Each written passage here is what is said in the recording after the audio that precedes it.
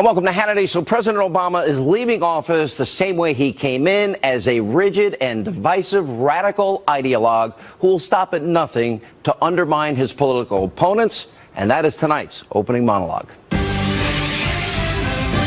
right, so earlier today at his final press conference, President Obama showed that he's not going away and even took a few shots at President-elect Donald Trump. Watch this. I have enjoyed working with all of you. That does not, of course, mean that I've enjoyed every story that you have filed, but that's the point of this relationship. You're not supposed to be sycophants. You're supposed to be skeptics. You're supposed to ask me tough questions. But as I said before, I'm still a citizen. And I think it is important for Democrats or progressives who feel that they came out on the wrong side of this election to be able to distinguish between the normal back and forth ebb and flow of policy. There's a difference between that normal functioning of politics and certain issues or certain moments where I think our core values may be at stake. All right, pretty disrespectful. Instead of following the example of President George W. Bush, the one he set when he left office, President Obama has done the complete opposite. Now, let me show you exactly what I mean. Before and during Obama's presidency, I interviewed President Bush several times and asked him to comment on President Obama. Well, much to my chagrin, he refused. Watch this. You've got to spend a little time with him. Yes, and he's a smart, capable person who is, you know, he's got a presence about him, and he's listened. He's asked me good questions and listened. You made a decision not to attack President Obama. It's not just President Obama. I suspect I'll have that same point of view for whoever follows him. You just do not want to weigh in on current affairs. Why?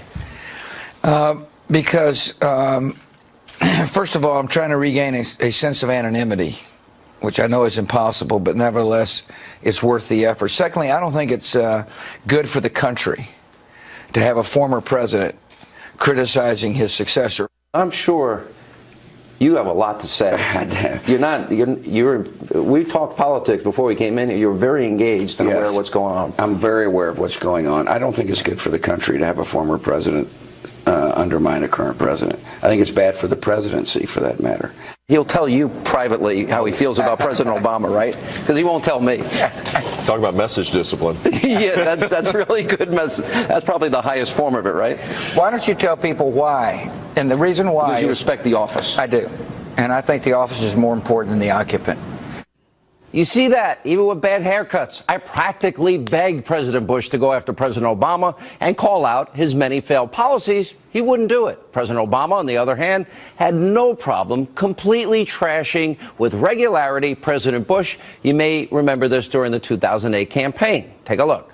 The American people have a choice this November. It's going to be a clear choice between 4 more years of the same failed Bush policies that have wrecked Michigan's economy, or real change.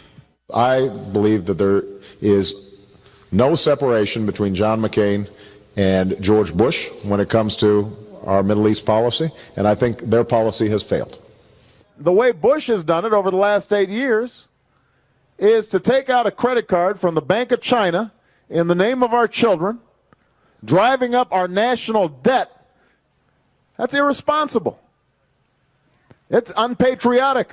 Now, President Obama savagely attacked President-elect Donald Trump because he knew if a Republican won, his legacy would be non-existent.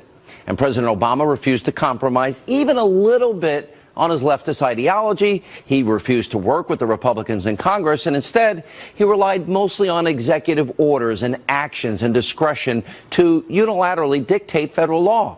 And now that Donald Trump won, President Obama is realizing his legacy could all be gone by the stroke of a pen as soon as Donald Trump takes office. Now, take a look at the major Obama executive branch policies that Trump can overturn. For example, on immigration, Trump can easily undo Obama's deferred action for childhood arrivals executive order, which basically granted amnesty to over 1 million illegal immigrant, quote, dreamers. Now, Trump can put an end to catch and release, that policy that lets criminal, illegal aliens roam free in our country, or sanctuary cities. Now, President Trump can push back on states and cities that refuse to cooperate and enforce federal law. On refugees, President Trump can stop thousands of people from countries with ties to terror from ever entering the country. The Iranian nuclear deal, remember, he didn't go to the Senate. The Trump administration can take steps to get out of that agreement with the #1 state sponsor of terrorism. And climate change regulations like the EPA's Clean Power Plan and the Paris Climate Agreement can easily go bye-bye.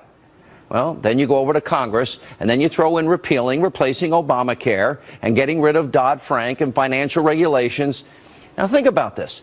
After that, the only thing that is going to be left is President Obama's real legacy, which we pointed out many times is an utter failure on the economy, on foreign policy.